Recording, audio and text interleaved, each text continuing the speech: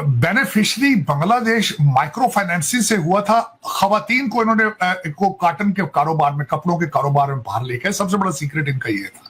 और वो वहां पे स्वेट शॉप्स बनती रही, गैप और पोलो के सारे कपड़े, काटन की शर्टें वहां बनती रही। कोई it's not a big secret, लेकिन वो सारा कारोबार निकल के भारत चला जाएगा। आज की तारीख में बड़ा ये लोग ना रो रहे हैं, बड़ा रो रहे हैं यार। हमारी टेक्सटाइल की इंडस्ट्री जो है वो खत्म हो रही है। There textile industry has crashed. आज की तारीख में ये कहते, देखिए साहब, इसका फायदा भारत को हो रहा है। चाइना के बाद अगर कोई देश था जो टेक्सटाइल फिनिश गुड्स प्रोड्यूस कर रहा था, वो बांग्लादेश था। लेकिन बांग्लादेश का मैक्सिमम रॉ मटेरियल जा रहा था भारत से, राइट? भारत से, खास तौर से गुजरात, सूरत वगैरह यहां से जा रहे थे। अब ये सब हो गया बंद, क्योंकि रॉ मटेरियल बांग्लादेश में बनता नहीं है। ये हो गया बंद, यहां से पाइपलाइन कर दी भारत ने बंद। अब वहां पे त्राही त्राही हो रही है। In a very major setback for Bangladesh economy, उनका दोस्तों जो सबसे लार्जेस्ट टेक्सटाइल इंडस्ट्रियल पार्क है वो दोस्तों अब बंद हो चुका है। इसका सबसे बड़ा फायदा भारत को हो रहा है, जिसमें कि सबसे पहले तो हमारे उत्तर प्रदेश में कि 10,000 करोड़ का हमें निवेश देखने को मिल रहा है। एंड दूसरी तरफ जो सूरत है, वहां पर भी कहा जा रहा है कि जो उसका गारमेंट सेक्टर है, वहां पर उनको 2 गुना ग्रोथ देखने को मिलने वाली है। एक जो न्यूज है वो ये है कि भाई बांग्लादेश के अंदर जो सारी टेक्सटाइल की इंडस्ट्री है वो आहिस्ता आहिस्ता भारत में आनी शुरू हो गई है, या कह लीजिए कि वहां के जो ऑर्डर्स हैं वो भारत में आने शुरू हो गए। जय हिंद दोस्तों, आज बांग्लादेश के लोग रो रहे हैं कि हमारी टेक्सटाइल इंडस्ट्री बंद हो रही है। बांग्लादेश का टेक्सटाइल पार्क बंद हो चुका है क्योंकि इनको सप्लाई मिलनी बंद हो चुकी है। जो सप्लाई जाती थी गुजरात, सूरत से, अब वो सप्लाई बंद हो रही है और सारा टेक्सटाइल बिजनेस भारत आ गया है। अलोन यूपी के अंदर 10,000 करोड़ का निवेश हुआ है टेक्सटाइल इंडस्ट्री में। इसी के ऊपर तरार साहब कहते हैं कि यूनुस तो महामूर्ख था। आप इस वीडियो को एंड तक देखिए, काफी इंटरेस्टिंग इन्फॉर्मेशन है। बांग्लादेश बनाने वाला इंडिया है, तो वो तो इंडिया को बाप कहते रहे हैं। तो क्या ये इस इकोनॉमी की अपनी सिचुएशन में वाकई इंडिया से फाइट कर सकते हैं या नहीं कर सकते? सबसे पहले तो मैं, अगर मुझसे पूछें, आलिया जंगों से कभी भी किसी ने फायदा नहीं उठाया। जो पहले ही भूखा हो, मरा हो, उसने क्या बचाना। बल्कि सबसे बड़ा मॉडल उस एरिया के अंदर चाइना का है कि चाइना ने तरक्की की है किसी भी कॉन्फ्लिक्ट में फंसे बगैर होंगे। और एक और बात बताना चाहूंगा कि बेनिफिशियरी बांग्लादेश माइक्रो फाइनेंसिंग से हुआ था। खवातीन को इन्होंने को काटन के कारोबार में, कपड़ों के कारोबार में बाहर लेके, सबसे बड़ा सीक्रेट इनका ये था। कराची से सारा काटन का कारोबार चला गया था Bangladesh. Micro financing doctor Yunus ने की थी, खवातीन को लोन देते रहे और वो वहां पे स्वेट शॉप्स बनती रही, गैप और पोलो के सारे कपड़े, काटन की शर्टें वहां बनती रही। कोई it's not a big secret, लेकिन वो सारा कारोबार निकल के भारत चला जाएगा और ये मजीद गरीब से गरीब तरीन हो जाएगी। ये फिर कहां जाएंगे? ये भी अपने भाईजान पाकिस्तान की तरह IMF की लाइन में लग जाएंगे। अब IMF का क्या होगा ये भी मैं बता देता हूं। आपके PIA के होटल रोजवेल्ट को अगर विवेक रामास्वामी ने अपनी लिस्ट के ऊपर लिख लिया है, तो आपका क्या ख्याल है, IMF को नहीं चेक करेंगे? तो ये जो खलील मियां फाख्ता उड़ाया करते थे, इनको चाहिए कि कुछ तवज्जो दे अपने घर के ऊपर। बांग्लादेश के अंदर जो कुछ भी हुआ है उसके ऊपर स्पेकुलेशन है क्योंकि doctor Yunus was a good friend of bill Clinton, और बिल क्लिंटन के आगे उसी ब्लॉक के अंदर आते थे हमारे जो बाइडेन साहब। और इस वक्त यहां पे ये स्पेकुलेट किया जाता है कि बांग्लादेश के अंदर जो रिजीम चेंज, उसके पीछे सपोर्ट हासिल थी अमेरिकन रजीम को। और जब ये पिछले दिनों यूनाइटेड नेशन जनरल असेंबली के इजलास में डॉक्टर यूनुस साहब आए, he specially went to see Bill Clinton and he met on the sidelines with Joe Biden. तो ये, और दूसरा, डोनाल्ड ट्रंप साहब ने अपने ओथ लेने से पहले ही वो कह चुके हैं कि I have issue with the Hindus living in Bangladesh. India बिल्कुल खामोश इस पे नहीं रहेगा। इंडिया को the point has come up कि इंडिया हैज टू रिटेलिएट। जो अभी तो विक्रम मिस्री साहब गए हैं हालात को स्टडी करने के लिए, देखने के लिए कि क्या होगा, लेकिन अगर बॉर्डर को उन्होंने कंट्रोल ना किया और वहां पे हिंदुओं के साथ मिसाइल जारी रहे, तो इंडिया के पास कोई अदर चॉइस नहीं होगा कि उसको सख्ती के साथ deal. So in a very major setback for Bangladesh economy, उनका दोस्तों जो सबसे लार्जेस्ट टेक्सटाइल इंडस्ट्रियल पार्क है वो दोस्तों अब बंद हो चुका है। आप लोग यहाँ पे देख सकते हैं, खबरें 1-2 दिनों से सामने आ रही हैं।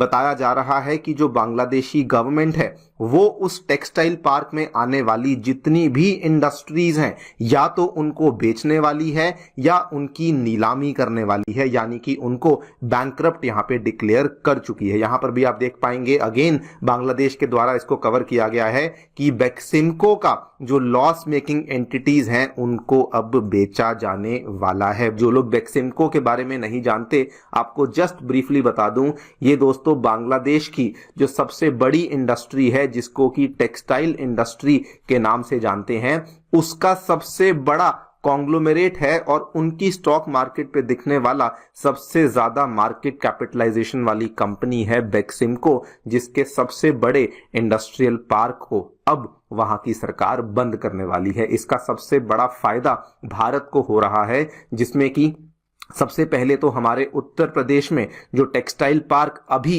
केवल अनाउंस हुआ है वहीं पर कहा जा रहा है कि 10,000 करोड़ का हमें निवेश देखने को मिल रहा है। एंड दूसरी तरफ जो सूरत है, जिसको हम लोग popularly silk city of India भी कहते हैं, वहां पर भी कहा जा रहा है कि जो उसका गारमेंट सेक्टर है वहां पर उनको 2 गुना ग्रोथ देखने को मिलने वाली है। एक जो न्यूज है वो ये है कि भाई बांग्लादेश के अंदर जो सारी टेक्सटाइल की इंडस्ट्री है वो आहिस्ता आहिस्ता भारत में आनी शुरू हो गई है, या कह लीजिए कि वहां के जो ऑर्डर्स हैं वो भारत में आने शुरू हो गए। लेकिन ये चीज तो जो इंडस्ट्री है वो पहले भारत में ही थी, भारत से शिफ्ट होकर ये चली गई बांग्लादेश में। अब वो पूरा ये म्यूजिकल चेयर बनकर दोबारा से भारत में आ रही है, या कह लीजिए लाई जा रही है।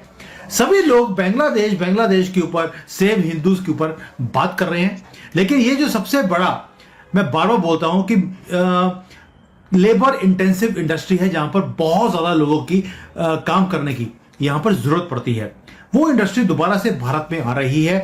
इसका इंप्लीकेशंस क्या है, प्लस ये हो कैसे रहा है, जबकि कांग्रेस ने तो पूरी मेहनत करी थी कि ये सारी इंडस्ट्री यहां से शिफ्ट होकर इनके प्यारे मुसलमान कंट्री बांग्लादेश में चली जाए। हुआ ये था कि 1980s में हड़तालों का दौर हुआ, हड़तालों के ऊपर मूवीज बनी, हड़तालों को ग्लोरीफाई किया गया, जिसे ये लोग कहते हैं Hindu rate of growth. Actually उसको खत्म करने में कांग्रेस का बहुत बड़ा हाथ है। 1982 में मुंबई में हड़तालें शुरू हुई। अल्टीमेटली क्या हुआ, 1.5 लाख मजदूर नौकरी खो बैठे। बात शुरू हुई थी 20% बोनस बढ़ा दीजिए, लेकिन इस चीज को नहीं का लोग डील कर सकते थे, तो 80 मिल बंद हो गई, 1.5 लाख मजदूर बेरोजगार हो गए और सारी टेक्सटाइल इंडस्ट्री जो है बांग्लादेश ले गया। और बाद में दत्ता सामंत को कांग्रेस का टिकट मिल गया, वो राजीव गांधी के चहेते रहे। तो ये इम्पैक्ट हुआ दत्ता सामंत का मुंबई टेक्सटाइल मिल्स पे। इसका आफ्टर इफेक्ट और टेक्सटाइल मिल्स पे भी पड़ा। लाल इमली धारीवाल एक कानपुर की बहुत फेमस मिल थी, वो मिल बंद हो गई और उसके क्वालिटी इतनी अच्छी थी कि बचपन में याद हो, सर्दियों में लाल इमली के स्वेटर्स वगैरह बहुत फेमस थे, एक्सपोर्ट उसका बहुत अच्छा था। रशिया उसका मतलब रशियन ऑर्डर वहां रखे रहते थे, सबसे ज्यादा लाल इमली रशिया को एक्सपोर्ट करता था। तो इस तरह की यूनिट्स भी धीरे धीरे बंद होने लग गई। उसके बाद ब्रांडेड कपड़ों का दौर आया। तो एक चीज याद रखिए, एक जमाना था जब हम स्वतंत्रता आंदोलन में भाग ले रहे थे, विदेशी कपड़ों की हमने होली जलाई थी और हमारे यहाँ के कपड़े बहुत उन्नत क्वालिटी के थे।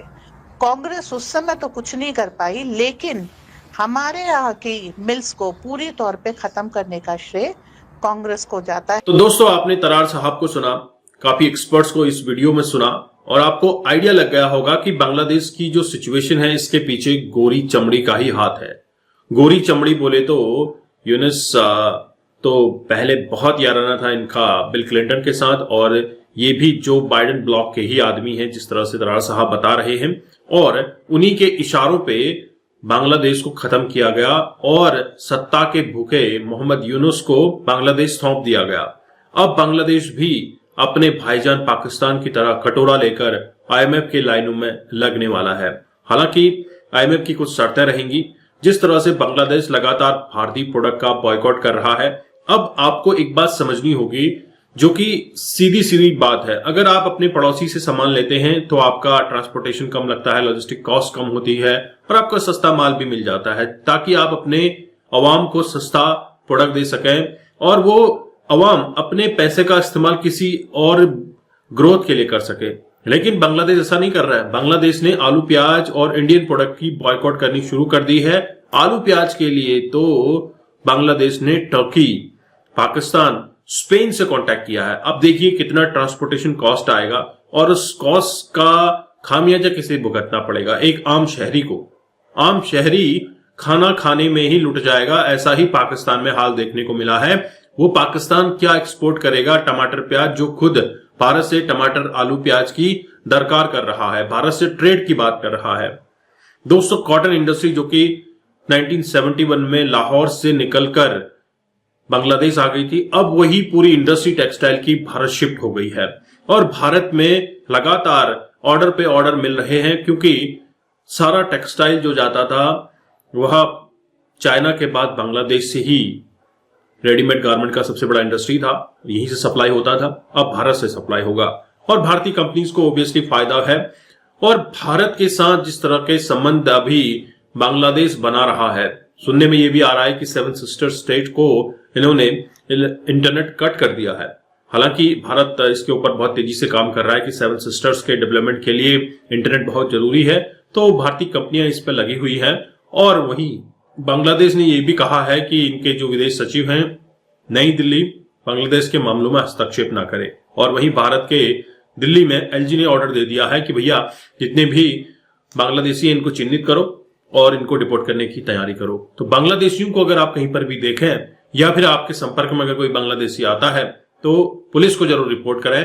पुलिस को बताएं कि यहां पर अवैध बांग्लादेशी रह रहा है और किसी को किसी तरह की सहूलियत देने की आवश्यकता बिल्कुल नहीं है। आप देख रहे हैं बांग्लादेश में हिंदुओं के साथ किस तरह से अत्याचार हो रहा है और आप देख रहे हैं आज पूरा देश एक होकर बांग्लादेश के खिलाफ खड़ा हुआ है। तो हर एक का भारतीय, हर एक इंडियन से ये रिक्वेस्ट है कि बांग्लादेशियों का बॉयकॉट करना आप भी शुरू कीजिए। मैं आपको मिलता हूं अगले वीडियो में। अपने विचार जरूर कमेंट कीजिएगा। चैनल पर नए हैं, चैनल को सब्सक्राइब करें। हम आपको मिलते हैं अगले वीडियो में। जय हिंद, जय भारत, जय श्री राम।